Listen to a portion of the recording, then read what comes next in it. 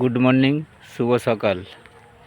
আমি সকালে এসেছিলাম বাঙ্গালপুরে, বাঙ্গালপুর। এই আমাদের একটা ফ্যামিলির একটা বামপন্থী বিশাল একটা ভোট আছে। আমার ফ্যামিলিতে 55টা ভোট আছে। এই 55টা ভোট পুরো সিপিএম জন্ম থাকতে একে কেউ হিলাতে পারবে না।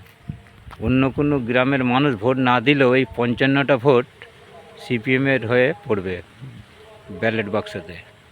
কিন্তু আমাদের একটা ভোটের একটা আড়ত আছে, যেরকম মানুষ মাছ আড়তে মানে বিক্রি করতে যায়, সেরকম আমাদের একটা ভোটের আড়ত আছে। এই ফ্যামিলিকে আজ পর্যন্ত হিলাতে পারেন আর পারবেন না। আমরা যতদিন আছি, আমার আব্বা কাকারা তারও জন্মগত সিপিএম করে গেছে, আর আমারও তার ছেলেরা তারাও করতেছে। কিন্তু সমস্ত বাংলার মানুষকে বলছি, এসআইয়ের কাগজ প্রথমে একটা অরিজিনাল কপি দুটো জেরক্স করে ফেলবেন। জেরক্স কপিতে আপনারা আগে ফিল আপ করবেন, কমপ্লিট হলে তবে শেয়ার করবেন সমস্ত বাংলার মানুষকে। আমার ভিডিওটা বেশি বেশি শেয়ার করবেন। বাংলার মানুষের স্বার্থে বলছি, 2026-এ এদেরকে আর ভোট দেবেন না। পুরো জ্বালিয়ে পুড়িয়ে ছারকার করে ফেলছে। আর আপনাকে আমাকে মানে চিতায় তুলে দেবার বাংলা পুরো শ্মশান হয়ে গেছে। প্রত্যেক মানুষকে এরা হ্যারেজমেন্ট করে মারছে, আর প্রত্যেক মানুষকে এরা চিতায় তুলে দিয়ে। মানুষের পকেটে টাকা নেই, গরিব মানুষের কাজ নেই। একটা মোবাইল লিঙ্ক করছে, 200 টাকা করে নিচ্ছে।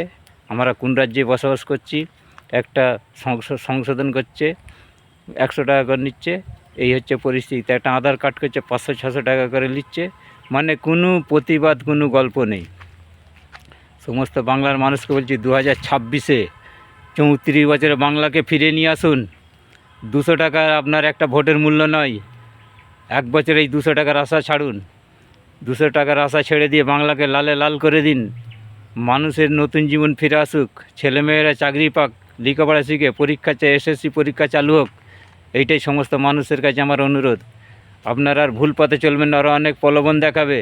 এই ভোট এসে গেছে, ওরা অনেক বলে আপনার বাড়ি এসে গেছে, এই আপনাকে লক্ষ্মী ভাণ্ডার দেওয়া হবে, এই 100 দিনের কাজ চালু, 100 দিনের কাজ চালু হবে না।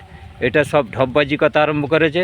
হ্যাঁ, এনআরসিতে সই করেছিল মমতা ব্যানার্জি, আর এখন ওরা সিপিএমের দই দিচ্ছে, বলে সিপিএম সই করে। আরে ভাই, 15 বছর তো সিপিএম নেই, সিপিএমটাকে তো সই করে এলো।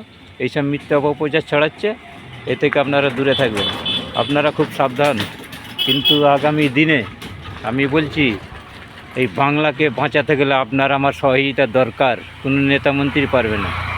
জনগণ ছাড়াই বাংলাকে কেউ বাঁচাতে পারবে না। আপনাকে আমাকে রুখে দাঁড়াতে হবে, প্রত্যেক গ্রাম থেকে শহর, শহর থেকে গ্রাম।